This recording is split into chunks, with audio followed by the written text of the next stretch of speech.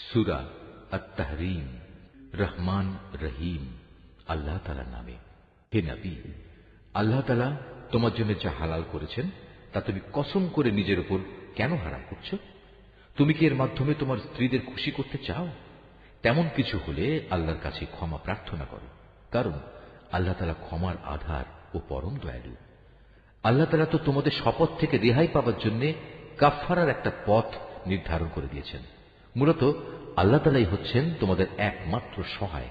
তিনি সর্বজ্ঞ, তিনি প্রজ্ঞাময়। যখন আল্লাহর নবী তার স্ত্রীদের একজনকে একান্ত চুপিসারে কিছু একটা কথা বলল এবং সে তা অন্যের কাছে প্রকাশ করে দিল, আল্লাহ তাআলা তার এই বিষয়টা নবীকে ওহীর মাধ্যমে জানিয়ে দিলেন। তখন রাসূল কিছু কথা গোপনীয়তা প্রকাশকারী স্ত্রীকে জানিয়ে দিল, আবার কিছু কথা এড়িয়েও গেল। সুতরাং নবী যখন তার সে স্ত্রীর কাছ থেকে সমগ্র বিষয়টা জানতে চাইল, তখন সে বলল, আপনাকে এই খবরটা কে জানালো? নবী বলল, আমাকে জানিয়েছেন সেই মহান আল্লাহ তাআলা, যিনি সর্বজ্ঞ ও সম্যক জ্ঞাত।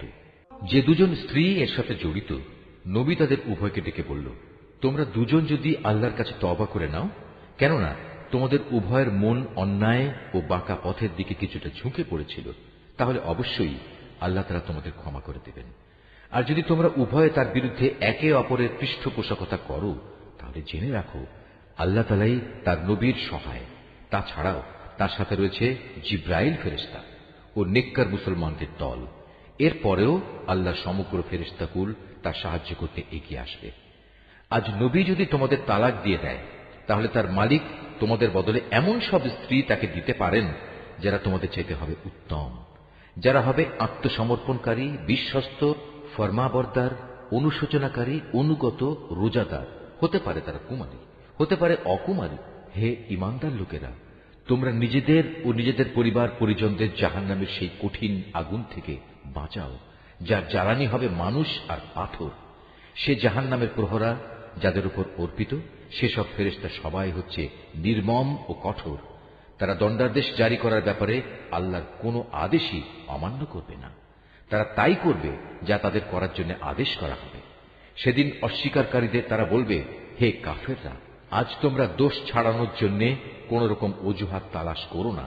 আজ তোমাদের সে বিনিময়ই দেয়া হবে যা তোমরা দুনিয়ায় করে এসেছ। হে ঈমানদার ব্যক্তিরা, তোমরা নিজেদের গুনাহ খাতার জন্য আল্লাহর দরবারে তওবা করো, একান্ত খাঁটি তওবা। আশা করা যায় এর ফলে তোমাদের মালিক আল্লাহ তাআলা তোমাদের গুনাহসমূহ ক্ষমা করে দেবেন এবং এর বিনিময়ে পরকালে তিনি তোমাদের প্রবেশ করাবেন এমন সুরম্য জান্নাতে, যার তলদেশ দিয়ে প্রবাহিত হবে সুপেয় ঝর্ণাধারা। সেদিন আল্লাহ তাআলা তার নবী এবং তার সাথী ঈমানদারদের অপমানিত করবেন না। সেদিন তাদের ঈমানের জ্যোতি তাদের সামনে ও তাদের ডান পাশ দিয়ে বিচ্ছুরিত হয়ে এমন ভাবে ধাবমান হবে যে সর্বদিক থেকেই তাদের এ আলো পর্যবেক্ষণ করা যাবে। তারা বলবে, হে আমাদের মালিক, আমাদের জন্য আমাদের ঈমানের জ্যোতিকে জান্নাতের জ্যোতি দিয়ে তুমি পূর্ণ করে দাও। তুমি আমাদের ক্ষমা করে দাও।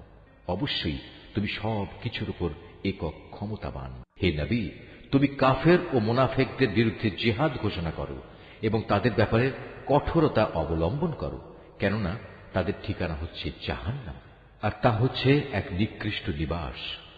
আল্লাহ তাআলা কাফেরদের জন্য নূহ ও লূতের স্ত্রীদের উদাহরণ পেশ করছেন।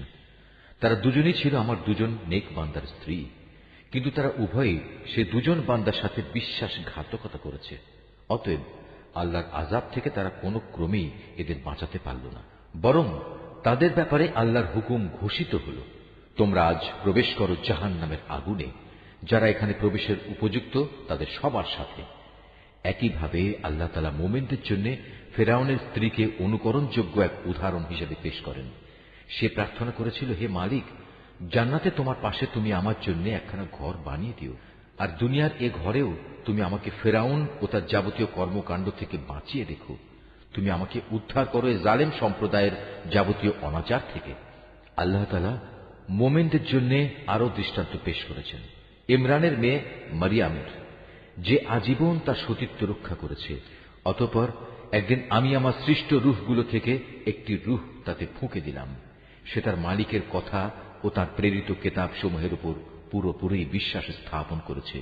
সত্যি সে ছিল আমার একান্ত অনুগত বান্দাদেরই একজন।